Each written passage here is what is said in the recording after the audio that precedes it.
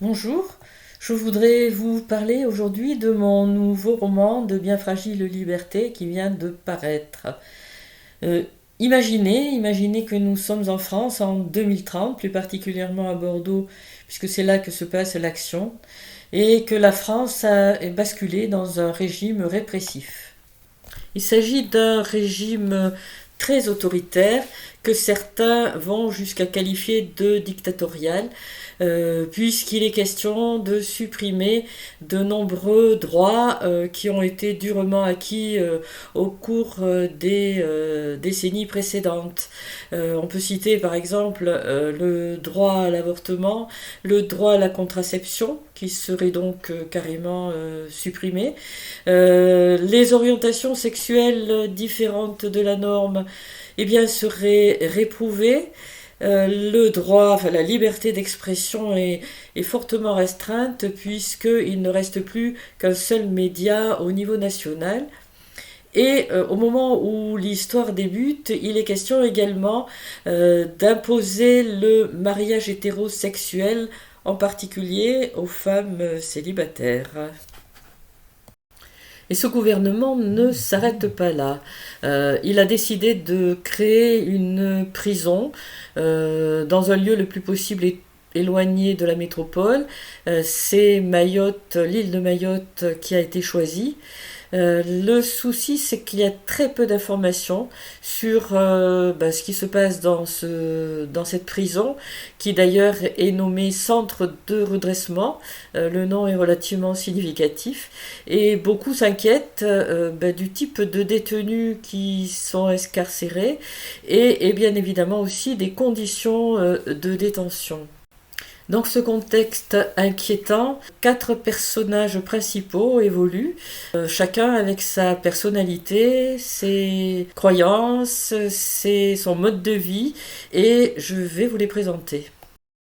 Je vais commencer par Jérémy. Jérémy est journaliste, il a 42 ans, il est très engagé politiquement et il est homosexuel, ce qui fait qu'il s'inquiète fortement de ce qui se passe au niveau national et de la politique qui est menée par le gouvernement qui a été mis en place aux élections de 2027. Donc il va aussi enquêter à Mayotte pour savoir exactement ce qui se passe dans ce centre de redressement. Juliette est la cousine au second degré de Jérémy.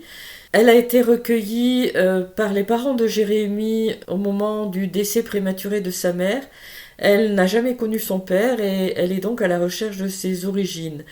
Elle se désintéresse presque totalement de la situation politique, à l'exception de la fameuse loi dont il est question au début de l'histoire, cette loi qui prétend imposer le mariage aux femmes célibataires, étant elle-même célibataire.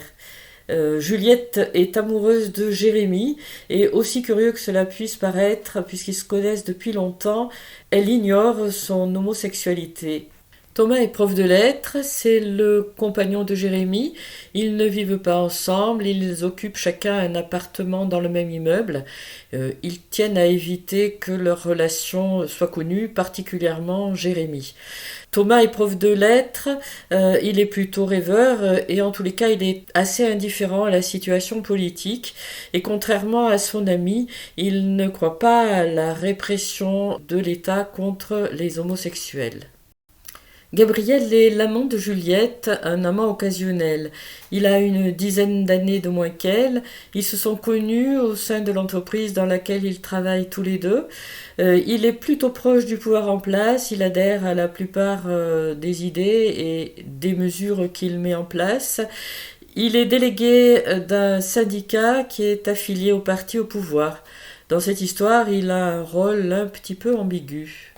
On devine aisément que les relations entre ces quatre personnages, particulièrement les relations amoureuses, sont compliquées. Et bien sûr, la situation politique du pays ne peut que perturber davantage ces relations.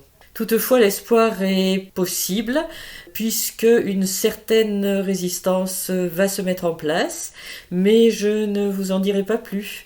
Maintenant, c'est à vous de découvrir cette histoire et je vous souhaite une bonne lecture. À bientôt!